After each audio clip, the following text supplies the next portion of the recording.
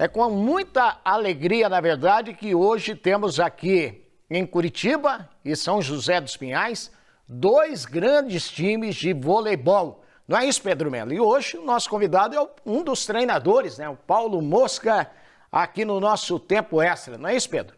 É isso mesmo, Osmar. O Curitiba Vôlei, que está fazendo uma ótima campanha, é o 7º colocado na Superliga. A gente pensa em 6 times que têm o maior investimento nessa Superliga. Então, o Curitiba é o primeiro time ali fora esse G6, nós podemos dizer assim. O Pedro Mosca é o comandante da equipe nesta temporada.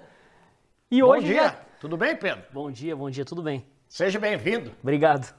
E aí, Pedro? E já queria perguntar para você, Pedro, sobre esse jogo de hoje contra o Fluminense, porque além desse último jogo do primeiro turno da Superliga, uma vitória deixa o Curitiba em 7º lugar, carimba essa 7ª colocação e deixa o Curitiba ali não só próximo de atingir o principal objetivo da temporada, que é a classificação para os playoffs, mas também ali garante a classificação em 7º lugar para a Copa Brasil. O time já está classificado para a Copa Brasil, mas garante o 7º lugar e enfrenta o Osasco para as quartas de final. Como que está essa preparação do Curitiba para o jogo de hoje, depois dessa pequena pausa no final do ano?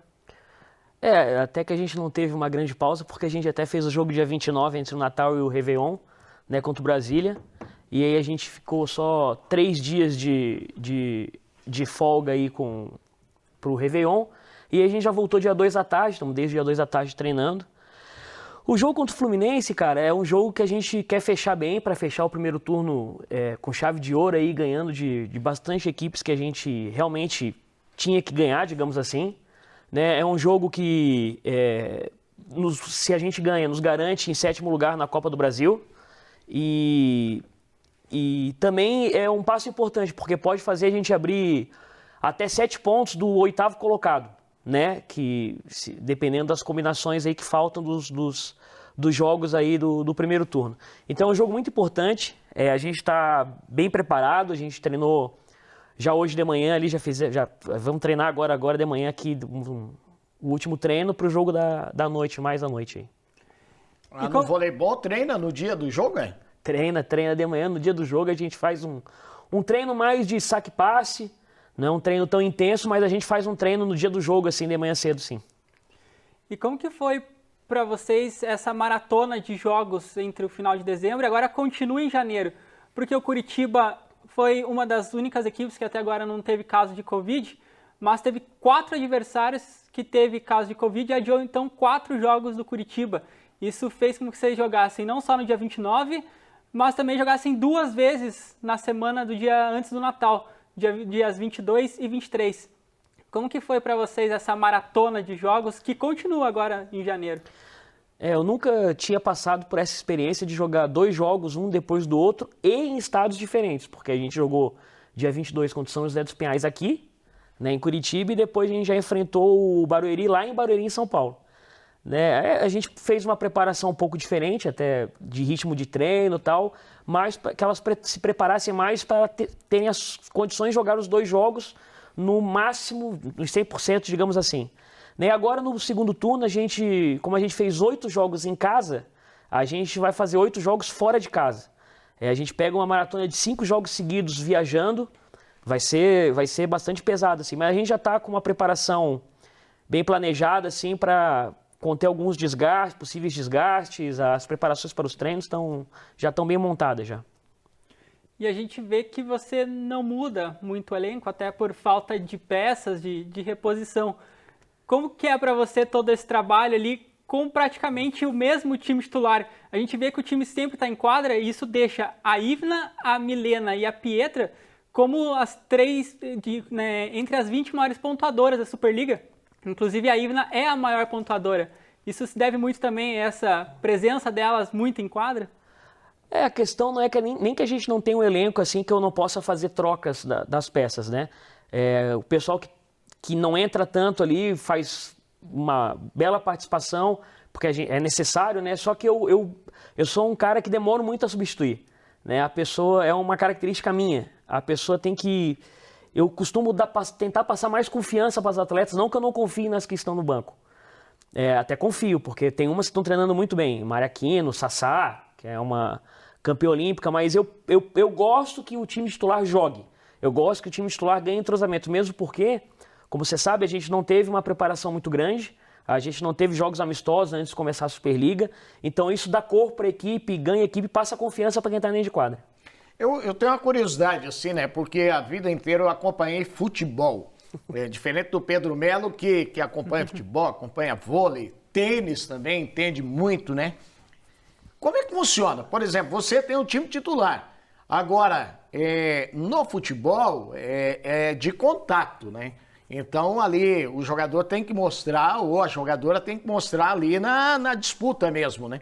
Agora, o vôlei e o treinamento é diferente, não tem contato, né? Uhum. Como que define quem é titular, quem é reserva? Como que é feita essa avaliação? Então, eu acho que cada técnico deve ter uma maneira de avaliar o time para ver qual que ele vai colocar em quadra. Ali nos treinos, eu acho que é muito difícil uma atleta conseguir passar da outra num treino. Eu acho que é mais difícil do que num time de futebol, por exemplo, assim. Eu acho que o que acontece essa atleta vai ganhando possibilidades durante os jogos. Por exemplo, uma determinada atleta não vai bem e substitui. Aí no outro jogo a mesma coisa, substitui. Essa atleta que está começando a entrar, começa a ir bem, ela começa a ganhar a vaga ali. Ela tem que mostrar no jogo, então. Mais no jogo do que no treino. Porque no treino eu troco bastante no treino, não é o time titular inteiro que treina o tempo inteiro junto. Tem uma peça que eu coloco aqui, aí faz um set com um time diferente, pra gente fazer esses testes também, pra eu também saber em quem que eu posso confiar na hora que eu precisar do jogo, né? Mas eu acho que no vôlei a pessoa ganha a titularidade nos jogos mesmo, entrando pouco a pouco, mostrando o que pode em jogos. Pedro, foram 2 derrotas nesse primeiro turno no quinto set, para o Sesc Flamengo, do técnico Bernardinho, e para o São Paulo Barueri, do Zé Roberto Guimarães. A gente vê que o Curitiba encarou de igual para igual todos esses times durante o primeiro turno. O que faltou no quinto set dessas 2 partidas para o Curitiba sair com a vitória? Boa pergunta. Também queria saber. Não, e foram 2 quintos sets ruins, né? Eu acho que foi 15-6 para o Rio, ou 15-5 para o Rio e 15-6 para o Barueri. Cara, eu acho que no voleibol é um esporte que o psicológico pesa muito, né? E, inclusive, eu acho que no feminino até mais que no masculino. Eu já trabalhei nos dois, então eu percebo um pouco essa diferença. Acho que não só isso, mas isso também faz parte. E você vê que você poderia ter fechado o set num quarto set, você poderia ter fechado os dois jogos num quarto set, fazer 3-1 contra a Barueri, até a gente poderia ter feito um 3-0. E aí você vai pro quinto set um pouco mais com aquilo na cabeça, digamos assim, né? Pô, perdi a oportunidade de ter fechado aquele e vai com aquilo na cabeça.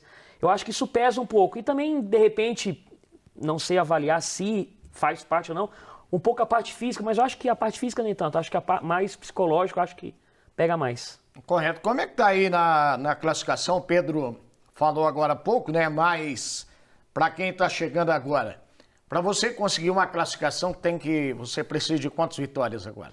Para a Copa do Brasil, sim, a gente já está classificado. Já está classificado. São os 8 primeiros do primeiro turno. Isso a gente já tá. A Copa do Brasil no futebol dá um dinheirão e no vôlei dá, tá vendo?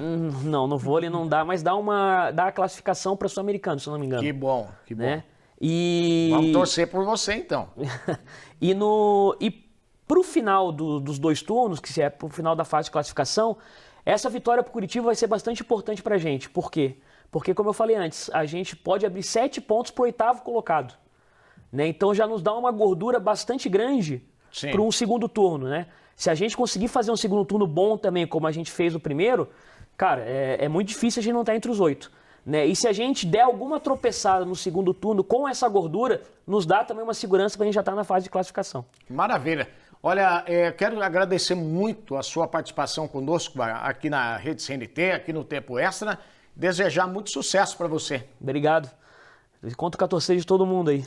Pedro Melo, bom dia para você, ótima terça-feira. Valeu, Osmar. Bom dia, e só lembrando que hoje, 7 da noite, tem o Curitiba Vôlei em quadra contra o Fluminense no Colégio do Positivo Júnior, infelizmente sem a presença do público por conta da pandemia.